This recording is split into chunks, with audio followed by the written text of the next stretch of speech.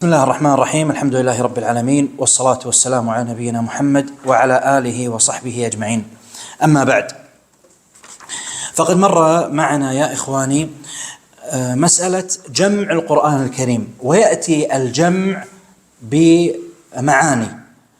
المعنى الأول معنى الحفظ عن ظهر قلب، والمعنى الثاني للجمع بمعنى الكتابة، وسنأخذ الجمعين، الحفظ. ومر معنا حفظ الله عز وجل القرآن، حفظ ألفاظه وحفظ معانيه، واليوم سنأخذ أيضا إكمالا للجمع بمعنى الحفظ، وهو حفظ النبي صلى الله عليه وسلم والصحابة ومن سار على دربهم للقرآن عن ظهر قلب.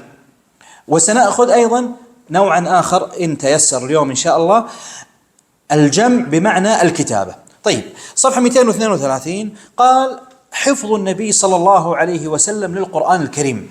هل كان النبي صلى الله عليه وسلم حافظا للقرآن؟ نعم. عن ظهر قلب؟ نعم. فهذا تذكرون نهاية المحاضرة السابقة أوصيتكم بأهمية حفظ القرآن، تذكرون؟ مما يشجعك على حفظ القرآن أن النبي صلى الله عليه وسلم كان حافظا للقرآن، وأن كثيرا من صحابة رسول الله صلى الله عليه وسلم كان حافظا للقرآن، فهذا يشجعك أن تقتدي على آثار الصالحين. فالرسول صلى الله عليه وسلم ما وجه حفظه للقرآن؟ لماذا؟ ما أسباب حفظ النبي صلى الله عليه وسلم للقرآن؟ ذكروا في الكتاب سببين. السبب الأول قالوا لأنه عليه الصلاة والسلام هو المبلغ عن الله، وقد أمر بتبليغ رسالته للناس. الرسول يوحى إليه بشرع ويؤمر أن يدعو الناس إلى هذا الشرع. طيب، فإذا هذا مدعاة أن يحفظ هذه الرسالة وهي القرآن، مدعاة أن يحفظ هذا الشرع لأن يبلغ القرآن. قال الله عز وجل: وأوحي إلي هذا القرآن لأنذركم به ومن بلغ. فالإنذار يكون بإيش؟ بالقرآن. وأنت كذلك إذا أردت مستقبلا أو الآن أن تدعو إلى الله عز وجل وما عندك آيات، تدعو إلى ماذا؟ فرق بالداعية، إمام المسجد، الخطيب، المعلم، الداعية في الإعلام، الداعية بأي مكان.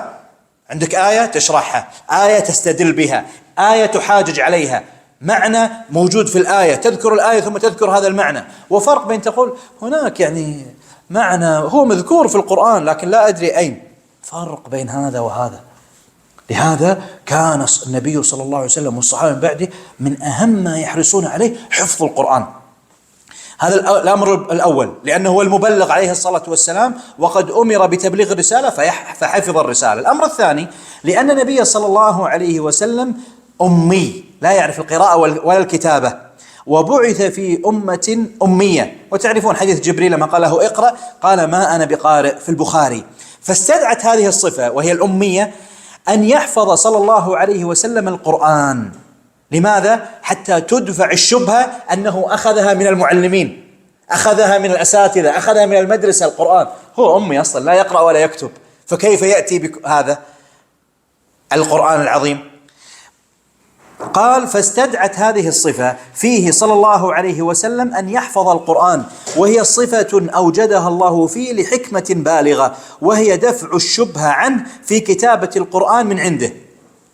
بعض الكفار قالوا هذا محمد يكتب صلى الله عليه وسلم، هو الذي ألفه، هو الذي اخترعه، أو أخذه من فلان نصراني كان عنده. هو كان أمي صلى الله عليه وسلم، كان أميا. قال الله عز وجل: وما كنت تتلو من قبله من كتاب، ما تعرف الكتابة ولا تقرأ، ولا تخطه بيمينك إذن لارتاب المبطلون. لو كان النبي صلى الله عليه وسلم كاتبا قارئا لارتاب، الشك المبطل الذي يريد أدنى شك حتى يقول لا، هذا القرآن ليس من عند الله. طيب، المسألة التي بعد ذلك قالوا الأدلة على تكفل الله عز وجل بحفظ النبي صلى الله عليه وسلم القرآن. الآن نحن إذا أردت أن تحفظ القرآن لابد أن تذهب أنت وتذهب حلقات تحفيظ وتحفظ وتكرر. النبي صلى الله عليه وسلم أمره مختلف، الله عز وجل ضمن له الحفظ. أنت خلاص، أنت مستثنى من البشر، تحفظ القرآن بحفظ الله لك.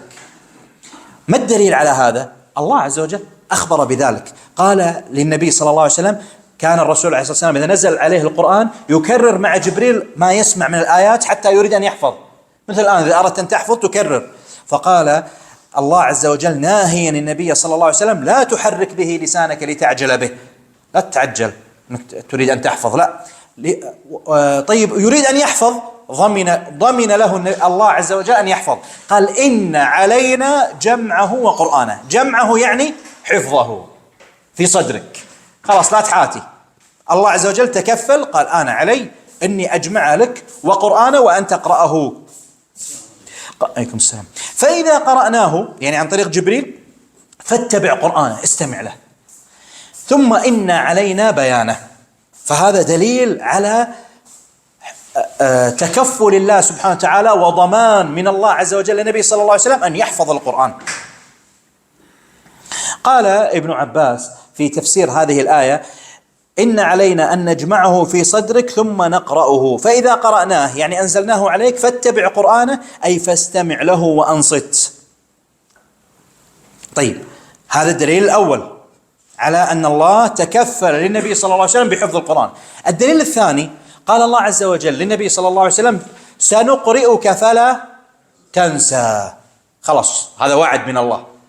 ومن إعجاز القرآن أنه إذا وعدك بوعد يتحقق، حتى إذا أخبر عن الكفار بشيء سيقع، أخبر عن المؤمنين بشيء أنه سيقع. هذا من الإعجاز.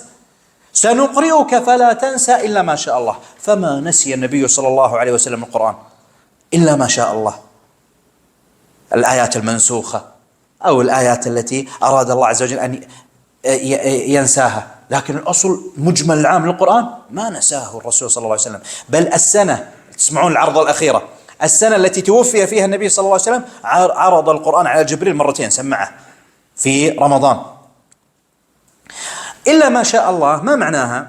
قالوا هو قد يكون النسيان العارض اللي ينساه الرسول صلى الله عليه وسلم في الصلاة، فيأتي واحد من الصحابة يذكره في الصلاة عليه الصلاة والسلام ثم يتذكر، يصير حق الحفاظ. أو أن الآيات التي حصل فيها النسخ التي رفعها الله عز وجل ممكن أن ينسيها النبي صلى الله عليه وسلم، في آيات كانت في بداية الإسلام موجودة ثم الله عز وجل أراد أن يرفعها، ليست من القرآن، هذه ممكن تدخل إلا ما شاء الله. كذلك من الاحتمالات الثالثة الذي ذكروه أن ما يلزم إذا قال الله عز وجل إلا ما شاء الله أن يقع ما شاء الله. يعني مثل ما أنا أقول لك، أنت تسألني الاختبار الأسبوع القادم إن شاء الله، أقول لك إن شاء الله. هل يلزم أن ممكن أو أمس أو أي شيء، المهم التعليق على المشيئة لا يلزم منه عدم تحقق أو لا يلزم منه التحقق، بل هو البركة. مثل أن تذهب المقبرة وتقول: السلام عليكم أهل الديار من المؤمنين والمسلمين وإنا إن شاء الله بكم لاحقون. يعني أنت ممكن تلحق بالأموات وممكن أن تخلد. أسألكم أنا، ممكن واحد منكم يصير خالد مخلد؟ ما يمكن. طيب إن شاء الله كيف؟ باب التفاؤل، من باب ليس التفاؤل، من باب التعليق على أن كل شيء بمشيئة الله سبحانه وتعالى. طيب، وذكروا أدلة أخرى لتكفل الله عز وجل لحفظ النبي صلى الله عليه وسلم القرآن، مثل قوله تعالى: ولا تعجل بالقرآن من قبل أن يقضى عليك من قبل أن يقضى إليك وحيه وقل رب زدني علما. فهذه الآية كآية سورة القيامة. فهذه يعني أدلة على أن الله عز وجل ضمن للنبي صلى الله عليه وسلم أن يحفظ القرآن. هنا في خطأ في الكتاب، شوف صفحة 233، قال في الأسفل: الفرع الثالث الأدلة على تكفل الله عز وجل بحفظ النبي صلى الله عليه وسلم للقرآن. هذا مكرر مع الفرع الثاني، مع أنهم وضعوا الفرع الثالث 232. شوف الفرع الثاني الأدلة على تكفل الله بحفظ المسلم، هنا كرروه، فهذا خطأ مكرر ضع عليه خطأ. هو فقط الأدلة التي سبقت هي الأدلة على تكفل الله لحفظ النبي صلى الله عليه وسلم. ثم ذكروا أن النبي صلى الله عليه وسلم له ميزة خاصة عن باقي الأمة. ما هو؟ أن الله عز وجل تكفل له بأصل الحفظ، أن يحفظ، ثم تكفل له لثبات الحفظ. ويعرف منكم من يحفظ القرآن أن الصعب بداية حفظ القرآن أم ثبات القرآن؟ ثبات. الحفظ سهل، تحفظ وجه وجهين جزئين تسمع ثم تنتهي، لكن بعد سنة أسمعه ذهب. فالله عز وجل تكفل للنبي صلى الله عليه وسلم ببداية الحفظ وهو أصل الحفظ وثبات هذا الحفظ. كلكم حفظتم في المدارس جزئين 3 4 5. الآن لو أريد أن أسمع لك تقدر ولازم تراجع، هذا ثبات هذا الحفظ. لكن البداية سمعت وأخذت درجات أو كذا، هذا أسهل. النبي صلى الله عليه وسلم الله عز وجل تكفل له بالأمرين. طيب، ما هي أفضل نصيحة بعد تقوى الله عز وجل لمن أراد أن يحفظ القرآن وأن يثبت القرآن في عقله أو في قلبه؟ ما هي أفضل نصيحة حتى يثبت الحفظ ولا تنسى أبدا؟ التكرار، المراجعة. كرر ما استطعت. بعد أن تختم القرآن فليكن وردك اليومي جزء، جزئين، 3 4. كل ما زاد وختمت بمدة أقصر وراجعت أكثر بعد تقوى الله عز وجل ابتعاد عن المعاصي يثبت المحفوظ. واعتبروا بحفظكم للفاتحة أو بحفظنا جميعا الفاتحة. يقولك الرحمن الرحيم، كمل ما تخطئ، لكن لو أسمع لك تنسى. إياك نعبد وإياك نستعين، سهل يا أخي. أنت لماذا تكررها باليوم كم؟ أقل شيء بما أنك مسلم كم 5 مرات. يعني صلاة العشاء مرة واحدة تقولها، صلاة المغرب مرة واحدة، صلاة الفجر والباقي كل ركعة يا أخي، مو كل صلوات. 5 صلوات واضربها بالعدد الركعات، صح ولا لا؟ طيب، فإذا تكررها ما لا يقل عن 17 مرة. تخيل أنت لو وردك من القرآن كل يوم تكرره 17 مرة، ما يأتيك سنة إلا أنت حافظ القرآن مثل الفاتحة. لكن الموفق هو من يوفقه الله عز وجل لكثرة التكرار، والله المستعان. طيب، هنا بعد ذلك دليل الضمان. شوف صفحة 234 و235. كل هذا ضع عليها يعني أكس صغير، لا تشطب الآيات وتشطب، لا، خط صغير أو أكس صغير، أن هذا كله مكرر بالسابق، لعل في خطأ بالطباعة أو شيء. كل هذا مكرر معنا، مرة معنا. طيب، المسألة التي بعد ذلك قالوا مظاهر اهتمام النبي صلى الله عليه وسلم وحرصه على حفظ القرآن. يعني الرسول صلى الله عليه وسلم مع أن الله عز وجل تكفى له بالحفظ، خلاص ضمان أن الله عز وجل سيجعلك حافظ القرآن، مع هذا الرسول ما قعد ولم يبذل أي سبب، لا، تعاهد القرآن وحرص على صلاة القرآن، على الصلاة بالقرآن، وحرص على مراجعة القرآن، وحرص على سماع القرآن، وحرص على أن يسمع في كل رمضان لجبريل. فهذا يدل على اهتمام للنبي صلى الله عليه وسلم بالقرآن.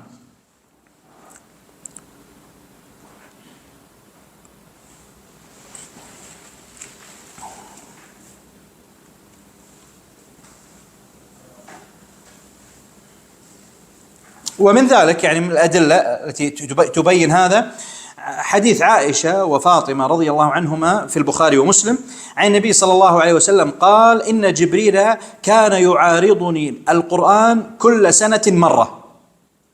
العرض هو أن تمسك أنت المصحف أو أنت حافظ وأنا أسمع عليك، فأعرض عليك حفظي عليك، هذا هو العرض. أعرض عليك وربما أنت تعرض علي، هذا هو العرض. تسمع على غيرك، نسميه احنا التسميع. يعارضني القرآن كل سنة مرة، وإنه عارضني العام، يعني السنة التي توفي فيها، مرتين. جبريل قال أسمع مرتين هذه السنة. الرسول سام استنبط من هذا أو عرف من هذا أو استنتج من هذا، قال: ولا أراه أو ولا أراه إلا حضر أجلي. أنا جبريل أراد مني يسمع مرتين، الظاهر أنا خلاص أنا سأموت هذه السنة، قارب أجلي.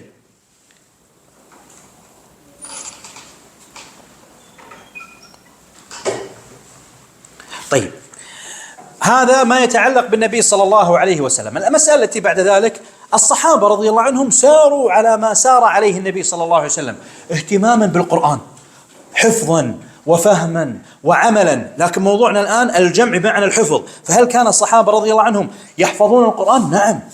طيب ما العوامل وما الأسباب التي ساعدت الصحابة على حفظ القرآن؟ واحد، قوة الذاكرة وحضور الذهن، قلة المشتتات وقلة الاهتمامات إذا كانت كثيرة والمشاغل كثيرة الذاكرة تضعف.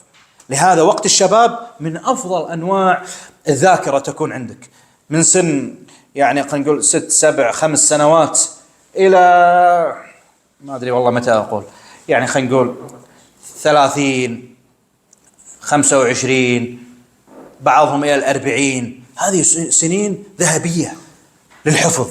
بعد ذلك ما تريد أن كنت تحفظها أنت بساعة أو بنص ساعة، تحتاج 5 ساعات ولا تستطيع أن تحفظه. وإذا حفظته تنساه بشهر، العادة تنساه الحين ب30 ثانية. إيش حفظ والله إيش حفظت، يعني يصعب عليك. فالسن الذهبي للحفظ كل ما بكرت كل السنة هذه أنت كلنا هذه السنة أفضل للحفظ من السنة القادمة، والسنة القادمة أفضل من الذي بعدها. فأفضل وقت مفروض أنك تحفظ القرآن متى؟ أمس، يعني أقصد الماضي ليس اليوم. فلا تؤجل الحفظ، ابدأ به اليوم. لا تقول إن شاء الله بعد الزواج، إن شاء الله بعد الكلية، إن شاء. هذا التسويف هذا ضار جدا. طيب، فالمسألة الأولى قوة الذاكرة وحضور الذهن، العامل الأول الذي ساعد الصحابة على حفظ القرآن. الشيء الثاني أن القرآن نزل منجما مقسطا، آيات 5 آيات 7 آيات 3 آيات، فيسهل حفظها. بعد كم يوم ينزل 5 آيات يسهل حفظها، وهكذا. هذا ساعد الصحابة رضي الله عنهم على الحفظ. الشيء الثالث اللي هو المهم، اللي هو الرغبة الداخلية أو الحرص. أنا الآن أقول لك احفظ القرآن، عليك بحفظ القرآن، أهم مشروع تعمله. لكن إذا أنت مو مهتم، إذا أنت كل واحد منكم ليس حريصا، ما أستطيع أن أفعل شيء. ما يمكن أن أحد يجبرك على ذلك. فالصحابة رضي الله عنهم كان عندهم حرص على حفظ القرآن. لهذا قال ابن مسعود رضي الله عنه: كان الرجل منا إذا تعلم 10 آيات، انظر إلى الحرص، لم يجاوزهن حتى يعرف معانيهن والعمل بهن. يعني لا يكتفي الصحابي رضي الله عنه أن يحفظ القرآن، لا، حفظ 5 آيات 10 آيات، إيش الفقه الذي فيها؟ ماذا تدل عليه؟ ما الفوائد التي أعيش فيها أستطيع أن أمارسها في حياتي؟ طيب يكتفي؟ لا، أنا الآن أريد أن أعمل بما تعلمت وبما حفظت. حفظ، تعلم وفهم، ثم يعمل، ثم يذهب ويأتي ويحفظ آيات أخرى، وهكذا. هذا الحفظ عند الصحابة يطول، لأن يحفظون ليعملون، ما يحفظون عشان شهادة ولا عشان تخرج ولا عشان سند، أنا عندي سند، لا. طيب، وذكروا أمورا أخرى تساعد الصحابة رضي الله عنهم في حفظ القرآن تقرؤونها. ثم طيب، لو واحد قال لك ما الدليل على أن الصحابة رضي الله عنهم كانوا يحفظون القرآن؟ هذا كلام فقط وعظي وكلام فقط تشجيعي، لكن أعطنا دليل. من يعرف منكم دليلا على أن الصحابة رضي الله عنهم كانوا يحفظون القرآن عن ظهر قلب؟ لو واحد من أتى، لا تقرؤون الكتاب، أنا أسألكم، أريد أن أعرف ما عندكم من العلم. لو واحد قال لك يا أخي الصحابة ما كانوا حافظين القرآن، الآن حلقات التحفيظ هذه بدعة، شو ترد عليه؟ وأنا هذا سمعته، يعني واحد أذكر قال هذه يعني إن واحد يروح يحفظ القرآن هذه بدعة، حتى ما قال بدعة، قال هذه بدعة بضم الباء. طيب، ماذا تردون عليه؟ هل الصحابة كانوا يحفظون القرآن؟ ما الدليل؟ شلون وصلنا؟ من اللي كان حاضر؟ لا، أول شيء برفع اليد، فهيد من اللي احنا نقرأ يعني مصحف الصحابة رضي الله عنهم كانوا حافظينه وجامعينه. يقولك جامعينه مكتوب، مو شرط انه حافظينه. عبد الله قول. ما الدليل على أن الصحابة كانوا يحفظون القرآن؟ ها. سيدنا عثمان كان يحفظ بلاد القرآن كامل. ما سمعت. سيدنا عثمان رضي الله عنه ايه كان يصلي في رواية القرآن كامل. هذا ثابت؟ أحسنت. كان عثمان رضي الله عنه ثبت عنه كما ذكر ابن كثير ذلك رحمه الله أنه ختم القرآن كاملا في ركعة الوتر من حفظه. هذا دليل على حفظ عثمان رضي الله عنه القرآن. أيضا تفضل، عندك شيء؟ قل. جاء في حديث في غزوة اليمامة قتل في 70 حاكما. أحسنت. موت أليس جمع القرآن لأن ذهب الحفاظ القراء؟ هذا دليل على في 70. هذه المسألة الثانية سنأخذها، سنأخذ الأدلة. في هناك أمور بديهية أنت عندك تعرفها لكن ما عندك دليل عليها. حاول لا الآن بعد دراسة العلم الشرعي ما يكون عندك البديهيات فقط لأنك أنت بديهيات عندك، لا، لابد أن يكون عندك دليل من قرآن، من سنة، من أثر، من إلى آخره. طيب الأدلة انظر في أسفل الصفحة 238 قال دليل واحد على كثرة حفاظ الصحابة رضي الله عنهم قصة بئر معونة، وهو قتل مجموعة من الحفاظ في عهد النبي صلى الله عليه وسلم في العام 4 للهجرة، وكان عددهم 70 قارئا من الأنصار، وكانوا يسمون القراء. هذا دليل، هذا في زمن النبي صلى الله عليه وسلم. طيب دليل ثاني في عهد أبي بكر رضي الله عنه في حروب الردة في معركة اليمامة قتل مجموعة كبيرة من حفاظ القرآن، لهذا ذهب عمر بن الخطاب وقال أني أخشى أن يذهب القرآن بذهاب حفظته، فإني أرى أن تجمع القرآن وأن تكتبه، فهذا الذي تسبب بكتابة أبي بكر رضي الله عنه للقرآن. فإذا كان هناك من يحفظ القرآن وعدد كبير. كم عددهم الذين قتلوا في حروب الردة؟ قيل 70 وقيل 700 وقيل 500. كان حافظا للقرآن. وهذا يدلك سواء الدليل الأول 70 من القراء من الصحابة رضي الله عنهم من الأنصار أو في زمن أبي بكر رضي الله عنه، أن الصحابة أو المسلم في زمن النبي صلى الله عليه وسلم وفي زمن أبي بكر وفي الأزمنة الفاضلة ليس الحافظ فقط من يحفظ ويكرر لكن لا يتخلق بأخلاق القرآن ولا يعمل بالقرآن، ووقت الجهاد جالس في المسجد ويترك المسلم يقتل. لا، القرآن يدعوك للعمل بما فيه من صحة العقيدة ومن تقوية العلاقة مع الله عز وجل ومن صحة الأخلاق وتقوية العلاقة بالمسلمين وبالمؤمنين وكيف تتعامل، وبصحة التعامل مع النفس وكيف تزكيها وكيف ترفعها. ووقت الجهاد تجاهد، ووقت الصيام تصوم، ووقت الحج تحج، ووقت الدعوة تدعو إلى الله عز وجل، ووقت الضيافة، ووقت إعانة المسلم، هكذا. لهذا كان بعض الصحابة رضي الله عنهم في المعارك إذا حدثته نفسه أن يفر، أو ليس من الصحابة من المسلمين، لا أذكر الآن القصة، يقول بئس حامل القرآن أنا أحفظ القرآن ثم أفر، أو أن أفعل بخلاف أخلاق القرآن، بئس حامل القرآن إذا فعلت هذا الفعل. فحافظ القرآن كما قال ابن مسعود رضي الله عنه يعرف بليله إذا الناس نائمون، وبصمته إذا الناس يخوضون، وببكائه إذا الناس يضحكون. لماذا؟ حفظ كلام الله عز وجل في صدره، عنده علم عظيم في صدره، لابد أن يكون له حال آخر. طيب من هم أشهر الحفاظ من الصحابة رضي الله عنهم للقرآن؟ من أسهل ما يكون حتى تحفظ الخلفاء الراشدين الأربعة. في واحد ما يعرفهم؟ أبو بكر وعمر وعثمان وعلي رضي الله عنهم أجمعين. هؤلاء ذكر عن هؤلاء الأربعة أنهم كانوا من حفاظ القرآن. أيضا زد عليهم عبد الله بن مسعود، عبد الله بن عباس، عبد الله بن الزبير، العبادلة الستة المذكورين عندك في الكتاب. هذا بالنسبة للمهاجرين. أما الأنصار أبي بن كعب، زيد بن ثابت، معاذ بن جبل، أنس بن مالك، وأيضا الصحابة الذين ترجع إليهم الأسانيد الآن. الأسانيد الآن ترجع إلى الصحابة، إلى 7 من الصحابة: عثمان وعلي بن أبي طالب رضي الله عنهم وهما من قريش، ابن مسعود وهو من هذيل، هذا الثالث، الرابع أبي بن كعب وزيد بن ثابت وأبو الدرداء، وهؤلاء من الخزرج من الأنصار، والسابع هو أبو موسى الأشعري رضي الله عنهم، فهؤلاء كانوا من حفاظ القرآن. طيب، هذا كله يدل على أن الصحابة رضي الله عنهم كانوا يحفظون القرآن. طيب، هل يشكل على هذا ما ورد في الصحيحين أن أنس بن مالك سئل من جمع القرآن على عهد النبي صلى الله عليه وسلم؟ فقال أنس 4 كلهم من الأنصار: أبي بن كعب، ومعاذ بن جبل، وزيد بن ثابت، وأبو زيد. ذكر 4 فقط، ونحن ذكرنا 70 و500 و700، وهذا في الصحيحين يقول 4. هذا يشكل هذا الحديث على ما سبق، فما الجواب عليه؟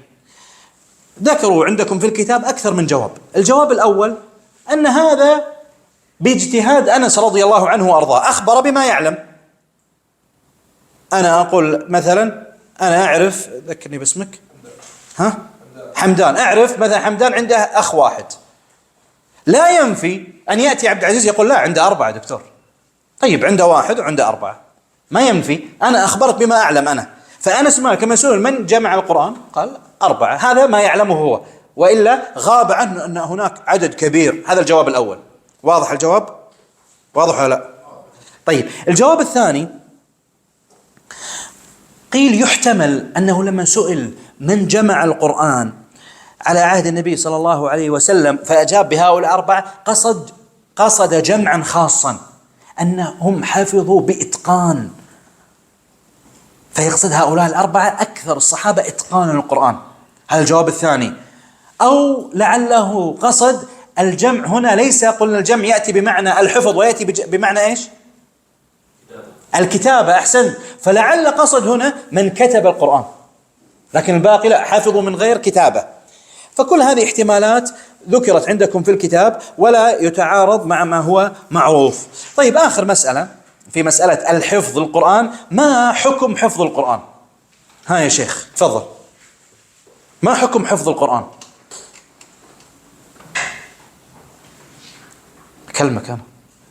أي طيب جاوب أنت الحين، توقع، مو فتوى الآن، إحنا مقام تدريس وتعب. أي اللي هو زين أنت، فإذا مستحب. مستحب. ها حمدان، ما حكم حفظ القرآن؟ حتى ما أحد يجاوب، اسمك؟ ما أحد يجاوب جواب طلال فإجابة خاطئة. ها حمدان، وعادي ترى احنا نخطئك يعني، مو ما اي يعني لا تزعل يعني. طيب، ها واجب إجابة خاطئة. ها فرض كفاية إجابة خاطئة. ها طيب، نفس الشيء يعني، لما قلت فرض كفاية خاطئة يعني قلنا هو ايش؟ لا خطأ، خلاص انت الآن خلوا مناقشة وقت ثاني. ها الحكم فرض، حافظ القرآن كامل يعني، انت مسوي الفرض يعني، انت عاصي لله.